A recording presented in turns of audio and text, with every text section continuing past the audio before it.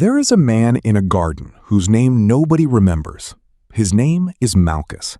He is a servant of the high priest Caiaphas, and on the night of the Passover, he is part of the arrest party sent to take Jesus of Nazareth into custody. He is carrying a torch. He is following orders. He is doing his job. And then, one of Jesus' disciples, Simon Peter, moving faster than he was thinking, draws a sword and swings it at Malchus's head. He misses the kill shot, but the blade finds the right ear, and Malchus's ear is gone. He is bleeding in the dark in an olive grove, while chaos breaks out around him. Disciples scattering, torches swinging, the arrest party closing in. And then Jesus does something that nobody in that garden expects. He reaches out and heals him. The man who came to arrest him. The servant of the man who is about to send him to his death. Jesus picks up what was lost and puts it back. Luke, the physician, is the only gospel writer who records it. A single sentence, almost easy to miss. And then the scene moves on to the trial and the cross. But we are going to come back to that moment. Because that healing, in a garden, in the dark, on the worst night of Jesus' life, for a man who was his enemy, is the last miracle Jesus performs before the crucifixion. Miracle 36, depending on how you count. And once you understand why he did it, you will not be able to read any of the 35 miracles before it the same way again. The gospel writer John ends his account of Jesus' life with a sentence that has stopped readers cold for 2,000 years. And there are also many other things which Jesus did, the which, if they should be written every one, I suppose that even the world itself could not contain the books that should be written. John is not speaking in hyperbole for effect. He is making a theological statement. The miracles recorded in the 4 Gospels, 37 of them by most careful counts, are not the complete picture. They are the trailer, the selected highlights, the moments the writers chose because they carried the most weight, revealed the most truth, pointed most clearly to who this man was. 37 recorded miracles, and John says the real number would fill a library the size of the earth. But here is what those 37 show us. Jesus healed the blind. He healed the deaf. He healed people who had been sick for 12 years, for 18 years, for 38 years. He cast out demons. He fed thousands with almost nothing. He walked on water. He calmed a storm with his voice. He raised 3 people from the dead, and the third one had been in the tomb for 4 days. And in the Gospel of John, those miracles have a specific name. Not wonders, not mighty deeds. The Greek word John uses is semeion, signs. Each miracle is a sign, a pointer, an arrow aimed at a single question. Who is this man? The Gospel of Mark uses a different word, dunamis, power. It is the root of the English word dynamite. Mark writes about Jesus as a man carrying explosive force, moving through Galilee like a current, healing and casting out and commanding and restoring without pausing and without running out. Matthew and Luke combine both ideas. Signs that carry power. Power that means something beyond itself. 37 signs. 37 explosions of dunamis. And they are not random. There is a pattern running through all of them. A pattern that begins at a wedding in Galilee and ends in a garden outside Jerusalem. A pattern that will tell you something about the character of God that no sermon, no theological textbook, and no devotional has ever quite put into words the way the miracles themselves do. We are going to trace it together, all the way from the beginning to the end. The first miracle Jesus performs is not what anyone would have predicted. He does not open his ministry by healing a blind man in the temple courtyard. He does not cast out a demon in the synagogue on his first Sabbath back in Galilee. He does not walk into a leper colony and cleanse every person in it. The first miracle Jesus performs happens at a wedding reception in a small village called Cana, and it involves running out of wine. You have to understand what that meant in first-century Jewish culture. A wedding feast in Galilee was not a one-evening event. It lasted 7 days. The entire village attended. The family of the groom was responsible for the food, the drink, the hospitality, and running out of wine before the feast was over was not just an inconvenience, it was a social catastrophe, a public humiliation that the family would carry for years. In a culture built on honor and shame, where reputation was everything and hospitality was sacred, running out of wine at your son's wedding was the kind of failure people talked about for a generation. Mary, the mother of Jesus, knows this, and she goes to her son. They have no wine. 4 words, not a request technically, just a statement of a problem laid at his feet. And Jesus' response is one of the stranger exchanges in the Gospels. Woman, what does this have to do with me? My hour has not yet come. In Greek, the word translated woman, gynae, is not disrespectful. It is the word you would use to address a queen. But it is not the warm word a son normally uses for his mother. Something is shifting. The public ministry is beginning. Jesus is signaling, what I do from here is no longer a private family matter. And yet, he does it anyway. He tells the servants to fill 6 stone water jars with water, the kind used for Jewish ceremonial washing, each one holding 20 to 30 gallons. They fill them to the brim. He tells them to draw some out and take it to the master of the feast. By the time it reaches the master's cup, it is wine, not cheap wine. The master calls the bridegroom over, confused and impressed. Everyone serves the good wine first, and when people have drunk freely, then the poor wine. But you have kept the good wine until now. 180 gallons, maybe more, of the best wine anyone at that wedding had ever tasted. Now, pay attention to what just happened, because there is something in this first miracle that will repeat in different forms across all 37. Nobody asked Jesus to fix this, not officially. Mary stated a problem, not a request, and Jesus responded to the need behind the words, not the words themselves, the need, the real thing underneath the stated thing. He sees what is unspoken. He responds to what is underneath. That is the first thread. Hold it. Jump forward approximately 2 years. The ministry of Jesus is at its peak. Crowds follow him everywhere. And one afternoon on a hillside near the Sea of Galilee, the situation becomes impossible. 5,000 men, plus women, plus children. Conservative estimates put the total crowd somewhere between 10 and 20,000 people. They have been following Jesus all day, and now it is late, and they are hungry, and there is nowhere nearby to buy food. And the disciples come to Jesus with the obvious solution. Send them away. Jesus says no. You give them something to eat. What they have is what a small boy in the crowd is carrying: 5 barley loaves and 2 fish.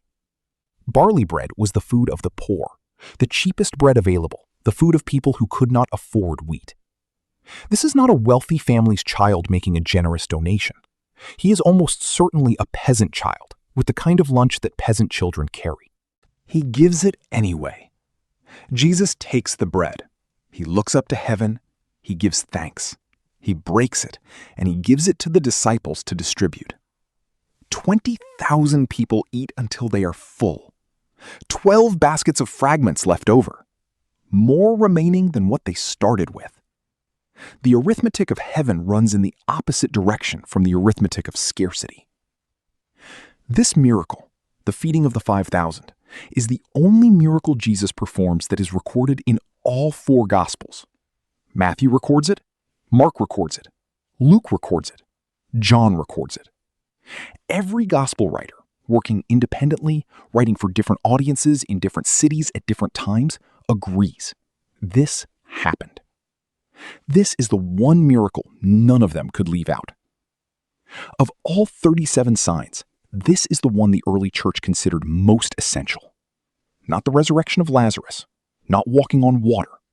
The one miracle that appears in every account is the one where Jesus takes what is not enough and makes it more than enough. Where impossibility runs backward. Where scarcity becomes abundance in the hands of the one who made the world from nothing. But there is something even more important running underneath the surface of both these miracles. Jesus never refused a genuine request. Not once. In 37 recorded miracles across 4 Gospels, spanning 3 years of public ministry, there is not a single instance of Jesus turning away someone who came to him in genuine need.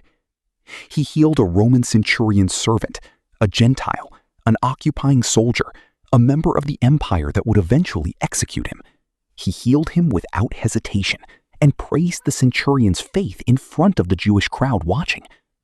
He healed the daughter of a Syrophoenician woman, also a Gentile, someone who by the religious logic of the day had no claim on the God of Israel. He healed the 10 lepers, of whom only one, a Samaritan, the most despised ethnic group in first century Jewish culture, came back to say thank you. Jesus healed all 10. He healed the ones who never returned just as completely as the one who did. He healed on the Sabbath, twice, when the religious law said healing could wait until sundown. He healed lepers, who were required by law to keep their distance and warn people away by calling out unclean. He did not wait for the leper to stop at a safe distance. He reached out and touched him. A touch that would have made Jesus ceremonially unclean under the Levitical code. A touch the leper had probably not felt from another human being in years. 0 refusals.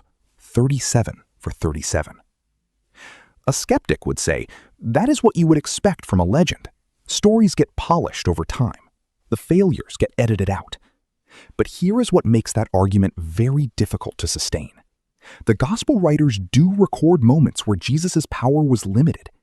In his hometown of Nazareth, Mark writes plainly that Jesus could do no mighty work there. Not because his power had failed, but because the people's unbelief created a condition under which he chose not to perform signs. The writers are not hiding the complexity, they are showing it. And against that honest, complicated background, the refusals in Nazareth, the withdrawals, the moments of limitation, the 37 miracles stand out even more sharply, because every single one of them began with a person in genuine need coming to Jesus with what they had, and every single one ended the same way, whole. Jesus did not perform miracles to prove a point. He performed them because there were people in front of him who were broken, and he could not look at broken people and do nothing. That is not a theological position. That is a character trait, and it runs through all 37 like a spine. There is a man living outside the city who has not been touched in years. We do not know his name. What we know is his condition, leprosy. And in first century Judea, leprosy was not simply a disease. It was a legal status. The Levitical code required lepers to tear their clothes, leave their hair unkempt, cover their upper lip, and call out, unclean, unclean, wherever they went. They could not enter a city. They could not touch anyone. They lived in communities outside the walls, surviving on charity thrown from a distance, existing in a permanent state of untouchability that the law itself had created. This man hears that Jesus is coming. He does something technically illegal. He comes into the city. He pushes through the crowd. He gets close enough to fall on his knees in front of Jesus. And he says something that is one of the most heartbreaking sentences in the Gospels. Lord, if you are willing, you can make me clean. Not heal me. Not, I know you can do this. He has already decided the power is there. What he does not know, what nobody in his position could know after years of being told he was untouchable, is whether Jesus is willing. If you are willing. That single conditional clause contains an entire life of rejection.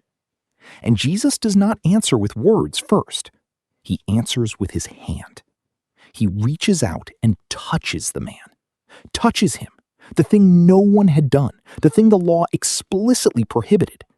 And then he speaks. I am willing. Be clean. The touch came before the words. Jesus did not say, be healed, and then offer a handshake once the man was clean. He touched the unclean man first, deliberately, in front of everyone, as if the man needed to feel the answer in his skin before he heard it with his ears. That is not incidental.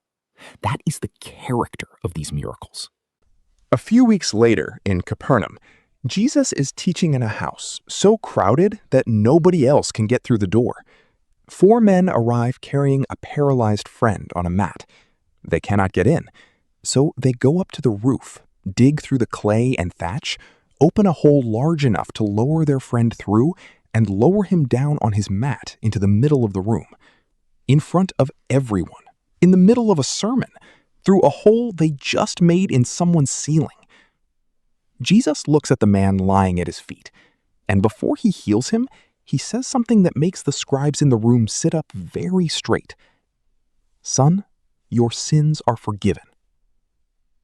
Silence, because the scribes know exactly what that means. Only God can forgive sins. Jesus is either making the most important claim anyone has ever made, or it is blasphemy. There is no middle ground. Jesus reads the room. Which is easier, to say to the paralytic, your sins are forgiven, or to say, rise, take up your bed and walk? Then he does the visible thing to prove the invisible thing is real. Rise, take up your bed and go home. The man picks up the mat he was carried in on and walks out through the crowd. And the text says they were all amazed and said, we never saw anything like this. That phrase, we never saw anything like this, appears again and again in the Gospels, in different mouths, in different cities, because the miracles of Jesus were not the kind of thing that had happened before. Not like this, not at this scale, not with this consistency. Now watch what happens when the miracles get harder. A woman has been bleeding for 12 years. Mark describes it with painful specificity. She had suffered much under many physicians, had spent all that she had, and was no better, but rather grew worse. The medical establishment of her day had taken everything she had and left her worse off. She is broke, she is sick, she is ceremonially unclean, under the same Levitical code as the leper. 12 years of untouchability, 12 years on the margins. She hears about Jesus, and her plan requires nothing from him at all. She will touch the edge of his garment, just the hem, just the fringe, without him noticing. She reaches through the crowd. She touches the hem. Immediately, the bleeding stops. And immediately, Jesus stops walking. Who touched me? The disciples are baffled. Everyone is pressing against him. What do you mean, who touched me? I perceived that power had gone out from me. Dunamis, power.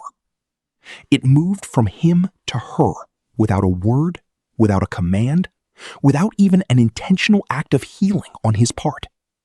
She reached for the hem of his garment in a crowd, and the power of God responded to her faith like a current responding to contact. She falls at his feet, trembling. She tells him everything. And Jesus says words that stop the whole scene. Daughter, your faith has made you well. Go in peace and be healed of your disease. Daughter, not woman, not you there. Daughter. The same man who called his own mother Gynai, the formal, queenly title, calls this bleeding, trembling, excluded woman on the ground at his feet, daughter, family, one of his own. Now he is out on the water. Not walking yet, that comes later. He and the 12 are crossing the Sea of Galilee, And Jesus, exhausted from a day of teaching, is asleep in the stern on a cushion. A storm comes in. The Sea of Galilee is notorious for exactly this, a body of water sitting in a basin surrounded by hills that funnel wind down without warning, transforming a calm crossing into a crisis in minutes. These are fishermen in the boat, men who've spent their lives on this water. They are afraid. They wake him. "Teacher, do you not care that we are perishing?" Do you not care? An accusation wrapped in a question. 4 words that have been prayed by every human being who has ever sat in a storm, literal or otherwise, and felt the silence of heaven. Jesus gets up. He speaks to the wind and the waves, the way you would speak to a person who is out of line. Peace. Be still. The Greek word used for the waves is pephamoso. Be muzzled. The same word Jesus uses when he casts out demons, as if the storm itself is something that recognizes a voice of authority and has no choice but to obey. The wind stops. The sea goes flat. And they say to each other, "Who then is this?" That question, "Who then is this?" is the question every miracle is designed to raise. Not to answer definitively, not yet, but to make the question unavoidable. To push every witness, every reader, every person who hears the story toward the same fork in the road. Either this man is exactly who he appears to be, or none of this makes any sense at all. Later that same night, he walks across the water. Peter gets out. Peter walks. Peter looks at the wind instead of at Jesus. Peter sinks. And the hand comes out immediately and catches him before he finishes the sentence asking for help. Immediately. No delay, no lecture, no "I told you so." The hand comes out. There is a man living in a cemetery who nobody can control. He lives among the tombs in the region called the Decapolis, Gentile territory, 10 Greek cities, a place where pigs are farmed and Roman culture runs deep. The people have tried to restrain him with chains. The chains have not worked. He breaks them. He cries out day and night among the tombs. He has been this way a long time. When he sees Jesus coming ashore, he runs toward him and falls down in front of him. Jesus asks, "What is your name?" "My name is Legion, for we are many." A Roman legion was 6,000 soldiers. This is not a precise census. It is a statement of catastrophic occupation. And even Legion falls down before Jesus and begs. Jesus says one word, "Go." 2,000 pigs rush down the steep bank into the sea. The herdsmen run. The whole city comes out. And they find the man who broke chains, who screamed among tombs, sitting at the feet of Jesus, Clothed in his right mind. And the people of the region are afraid. Not grateful. Afraid. They ask Jesus to leave because 2,000 pigs are dead, and the economic loss is easier to focus on than the miracle standing in front of them. Jesus gets back in the boat. The restored man begs to go with him. Jesus says no, not because the man is unworthy, but because he has a different assignment. Go home to your friends and tell them how much the Lord has done for you. And the man goes into 10 Gentile cities. He tells everyone. And Mark records, with quiet understatement, that everyone marveled. A man the whole region had written off becomes the first missionary to the Gentile world. Not one of the 12, not a trained rabbi. A man who was Legion, who lived among the dead, whom nobody could chain. Jesus sends him home, and he talks. That is what these miracles keep showing you. The restoration is never just physical. It is always social. It is always relational. The leper goes back into the city. The paralytic goes home on his own feet. The woman with the bleeding is called daughter and sent in peace.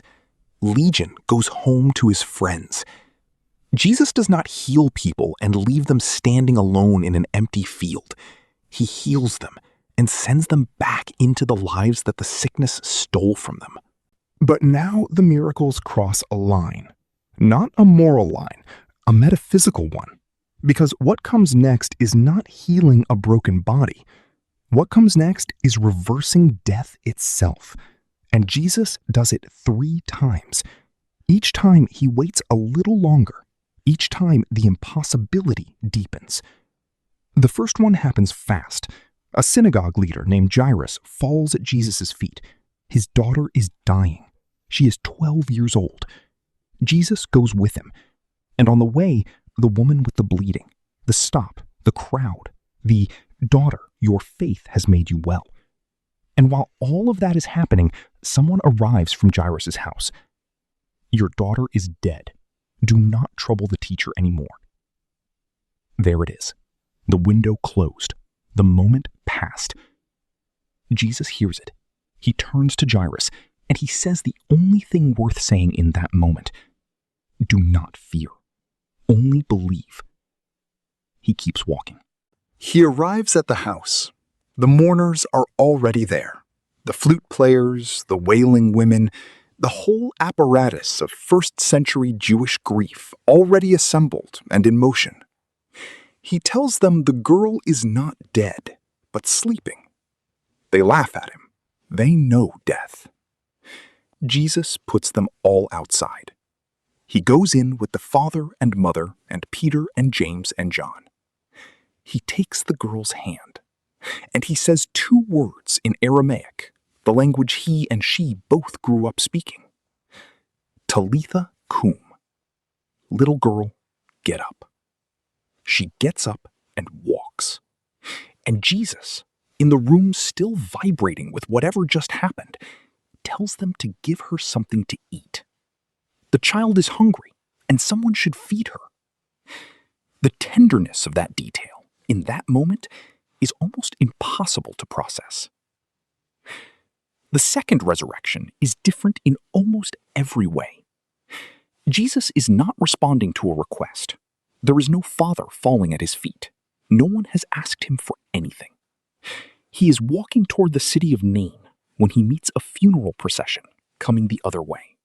A widow is burying her only son. Luke records that when Jesus saw her, he had compassion on her. The Greek is esplagnisthenē, to be moved in the gut, to feel something so deep it is physical. Not sympathy from a distance, the kind of feeling that grabs you by the center of your body and will not let you look away. Jesus had not been asked. Nobody in that procession expected anything. But he stops the procession. He touches the bier, and he speaks to the dead man. Young man, I say to you, arise. The dead man sits up and begins to speak, and Jesus gives him to his mother. That phrase, gives him to his mother, echoes almost word for word from the story of Elijah raising the son of the widow of Zarephath in 1 Kings. Luke is doing this deliberately. He is placing Jesus. The third resurrection is planned. Jesus receives a message from 2 sisters named Mary and Martha in the village of Bethany. Their brother Lazarus is sick. John records with deliberate emphasis that Jesus loved Martha and her sister and Lazarus. These are not strangers. These are friends.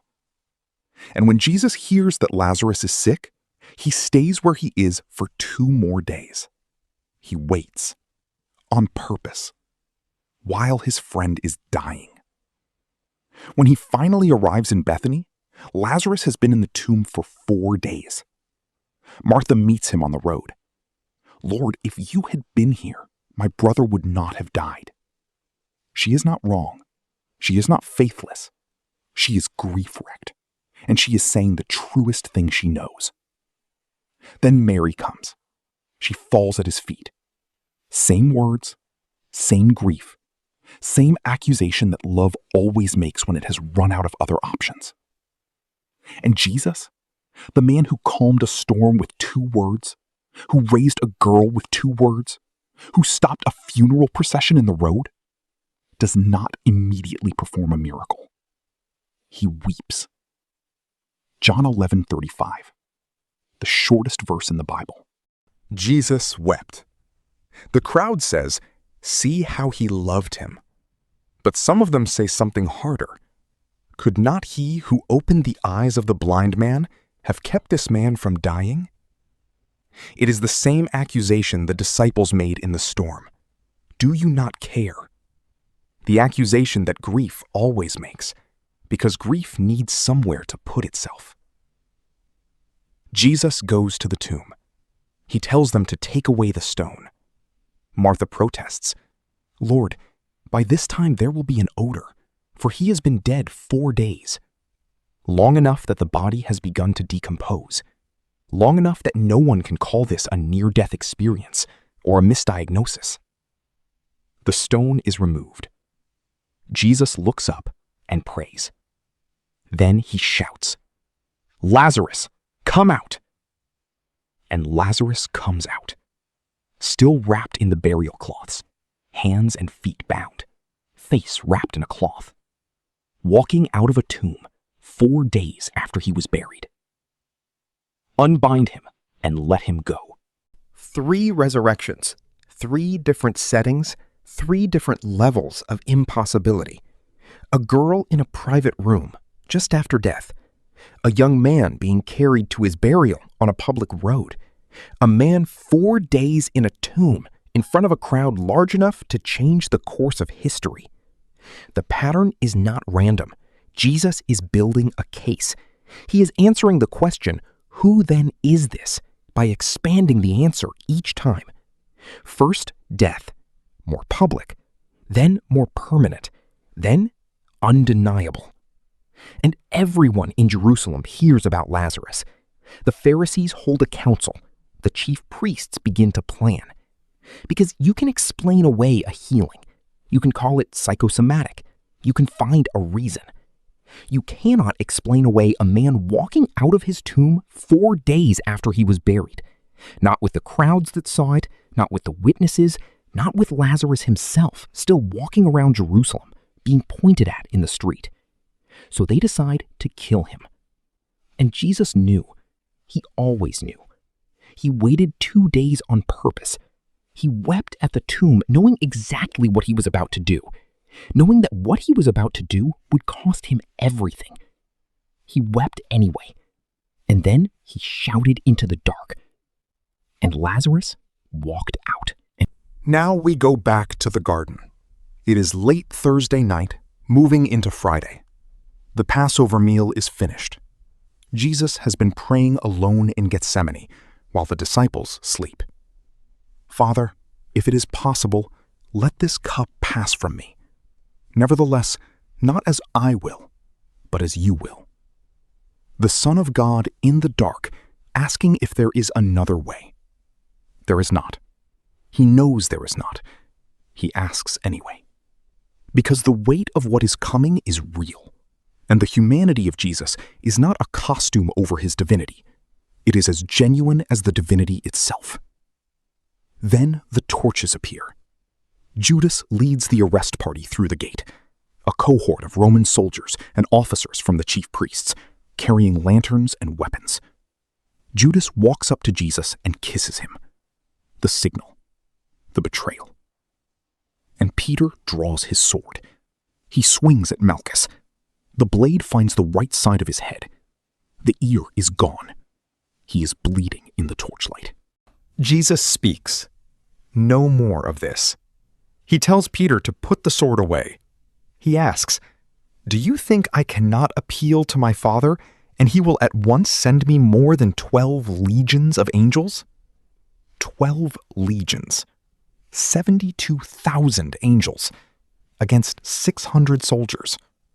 The arithmetic is not close. He does not call them.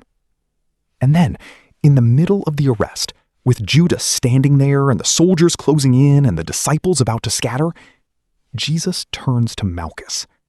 He reaches out. He touches the bleeding side of his head. The ear is restored. Luke records it in one sentence, almost parenthetical, almost easy to miss if you are reading fast. But do not miss it, because this is miracle 36, the last miracle before the cross, and it is performed for the enemy, in the dark, in the middle of his own arrest, with the cross already visible on the horizon. Think about everything Jesus knew in that moment. He knew what the next 12 hours held. The trial, the beatings, the crown of thorns, the nails. He had prayed about it an hour ago in the same garden. He knew that the religious establishment that sent Malchus would be watching him die before sunset. He knew that Malchus himself, ear restored, would walk back through the city gates and report to Caiaphas that the arrest had been made. And he healed him anyway. Not for a reward, not to make a point, not to change Malchus's mind. There is no record that Malchus ever became a follower. Jesus healed him because Malchus was in front of him and Malchus was hurt. That is all. That was always all. 37 recorded miracles, and they all share this DNA. A person in front of him, a person in need, and the inability, if that is even the right word, the inability of Jesus to look at a broken person and do nothing. Even when the broken person is his enemy, even when healing him costs something, even on the worst night of his life. This is not a strategy. This is not a theology. This is who he is. And then they take him away. 3 days pass. The cross happens. The burial happens. The stone is rolled in front of the tomb, and the Roman seal is placed, and the guards are posted, and the disciples scatter to locked rooms, and the silence of Saturday settles over Jerusalem like a shroud. 3 days. And on the third day, in the gray light before sunrise, Mary Magdalene comes to the tomb. The stone is already gone. She runs to tell Peter and John. They run to the tomb. John arrives first. He looks in. He sees the burial cloths lying there, not thrown aside, but collapsed, as if the body simply passed through them. And he believes. Peter goes in. They go home, still not fully understanding. Mary stays. She is standing outside the tomb weeping when she looks in and sees 2 angels sitting where the body had been. They ask why she is weeping. She turns and sees a man standing there. She assumes he is the gardener. He asks the same question. Woman, why are you weeping? Whom are you seeking? Sir, if you have carried him away, tell me where you have laid him, and I will take him. And the man says one word. Mary. And she knows. Not from the face, not from the wounds in his hands, from the voice saying her name. The same voice that said Talitha Koum to Jairus' daughter. The same voice that said daughter to the trembling woman in the crowd. The same voice that said, Lazarus, come out. The voice that speaks to specific people by their specific names and knows them more completely than they know themselves. Mary. She turns. Rabboni! And the resurrection, miracle 37, the one that contains all the others, the one that retroactively explains every sign and every explosion of dunamis across 3 years of ministry, is announced first, not to the 11 disciples, not to the Sanhedrin, not to Pilate, not to Caesar. It is announced to a woman who stayed at the tomb when everyone else went home. Because that is how these miracles work. They find the people nobody else is looking for. They land on the ones who are still there when the crowd has gone. They speak the names the world has stopped bothering to say. Now here is what the resurrection does to the 36 miracles that came before it. If Jesus had healed the blind and raised the dead and calmed the storm and then stayed dead, those miracles would be extraordinary historical curiosities, remarkable, unprecedented, but finished, closed, The work of a man who was great and is now gone. The resurrection opens them back up.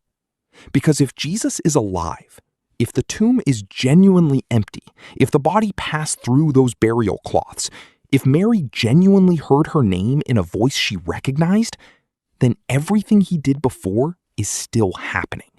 The same power that gave sight to the man born blind is still active. The same compassion that stopped a funeral procession in the road without being asked is still moving. The same voice that spoke to Legion and to Lazarus and to the storm is still speaking. The miracles are not past tense. They are present tense, carried by a person who is present. Three things that 37 miracles, from a wedding in Cana to a garden in Gethsemane to an empty tomb outside the city walls, 3 things they show you that you cannot unknow. The first, Jesus always responded to what was underneath the words, not just the words themselves. Mary said, "They have no wine." The woman with the bleeding said nothing. She just reached. Bartimaeus shouted from the roadside. Legion begged from a cemetery. The widow of Nain said nothing because no one told her to expect anything. In every case, what Jesus responded to was the real need, the need beneath the stated problem, the need beneath the silence, the need beneath the social category of unclean or Gentile or enemy or dead. Which means that whatever you are carrying right now, whatever you are finding too small or too embarrassing or too far gone to bring, you are probably wrong about what is too far gone. The man born blind had been blind since birth. Lazarus was 4 days in a tomb. Malchus was an enemy in an olive grove at midnight. None of them were too far gone. None of them. The second, every miracle restored people to community. The leper went back into the city. The paralytic went home. Legion went home to his friends. Lazarus walked out of the tomb and back into a house where his sisters were waiting. Even the restoration of Malchus's ear, however it ended for Malchus personally, put him back in one piece, capable of returning to his life. Jesus did not heal people and leave them isolated in their healing. You are not being healed for solitude. You are being healed for return.